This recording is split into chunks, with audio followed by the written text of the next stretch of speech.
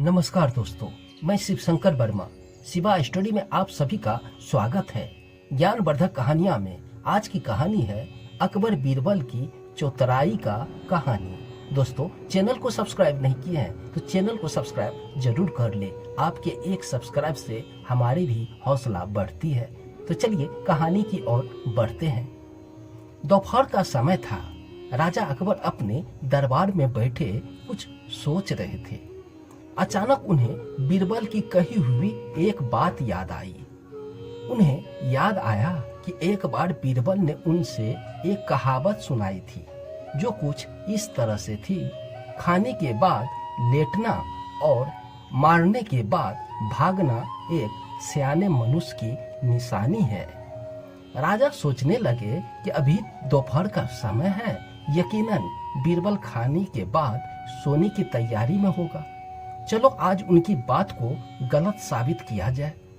यह सोचकर उन्होंने एक सेवक को आदेश दिया कि इसी वक्त बीरबल को दरबार में उपस्थित होने का आदेश दिया जाए।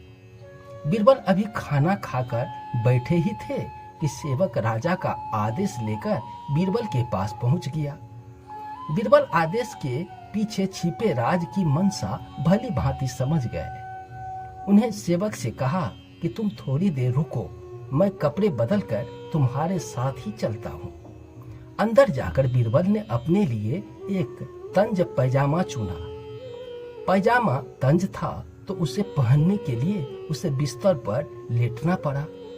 पैजामे को पहनने का बहाना करके वे थोड़ी देर बिस्तर पर ही लेटे रहे और फिर सेवक के साथ दरबार की ओर चल दिए।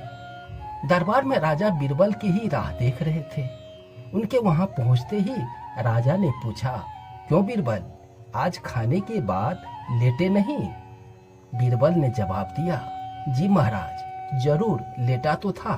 यह सुनकर राजा को बहुत गुस्सा आया। उन्होंने बीरबल से पूछा, इसका मतलब यह है कि तुमने मेरे आदेश का अपमान किया है? तुम उसी समय मेरे सामने क्यों नहीं उपस्थित हुए? इसके लिए मैं तुम्हें सजा दे सकता हूँ।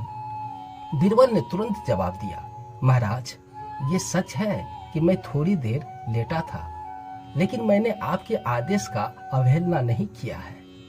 आपको मुझ पर यकीन न हो तो आप सेवक से इस बारे में पूछ सकते हैं। हाँ, ये अलग बात है कि मुझे इस तंज पैजामे को पहनने के लिए बिस्तर पर लेटना पड़ा था। बीरबल की इस बात को सुनकर अकबर हंसे बिना नहीं रह पाए और उन्होंने बीरबल को दरबार से जाने दिया। दोस्तों, इस कहानी से हमें यह सीख मिलती है कि परिस्थिति को भांपते हुए हमारे द्वारा उठाया गया कदम हमें अनेक मुसीबतों से बचा सकता है। दोस्तों, यह कहानी पसंद आई हो चैनल को सब्सक्राइब जरूर कर ले। मैं इसी तरह का ज्ञानवर्धक कहानियां लेकर रोज आता हूँ। धन्यवाद।